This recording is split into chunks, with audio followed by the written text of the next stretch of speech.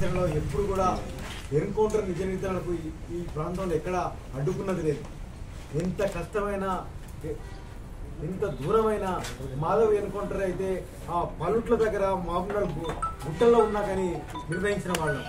ఈరోజు కరకగూడెం రఘునాథపాలెం దగ్గర జరిగిన సెప్టెంబర్ 5న జరిగిన ఎన్కౌంటర్ మీద 16 మంది సభ్యుల బృందం నిజ నిర్ధారణ కోసం మణుగూరులో దిగి అక్కడి నుంచి వెళ్లే ప్రయత్నం చేస్తే అందరినీ నిర్బంధించడం అనేది చాలా దుర్మార్గమైన విషయం.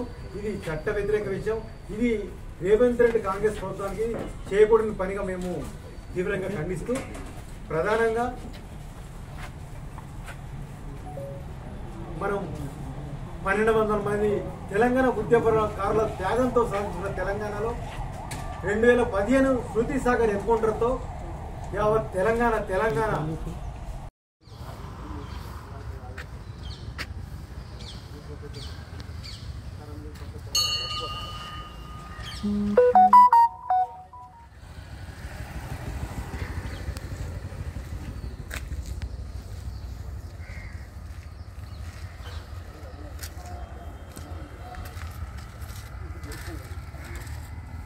మీరైతే ప్రసాద్ గారు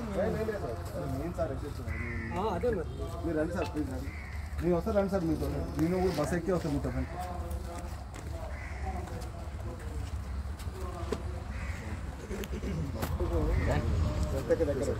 సార్ రండి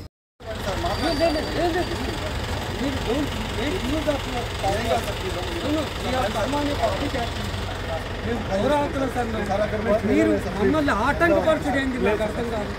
మీ అధికారులతో మాట్లాడుతున్నా మీరు మాట్లాడినాక ఇప్పుడు ఇంత బలవంతం ఎందుకు?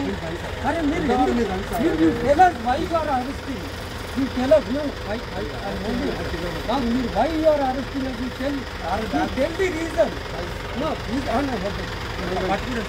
ఎవరు పట్టుకోవద్దు. ఎందుకని నా బ్యాగ్ మీరు ఎందుకు అరెస్ట్ చేయండి నాకు అర్థం కాదు. అదే ఇదా మీరు ఏడో గ్యారెంటీ, ఇదా మీరు ఇష్టమైన గ్యారెంటీ.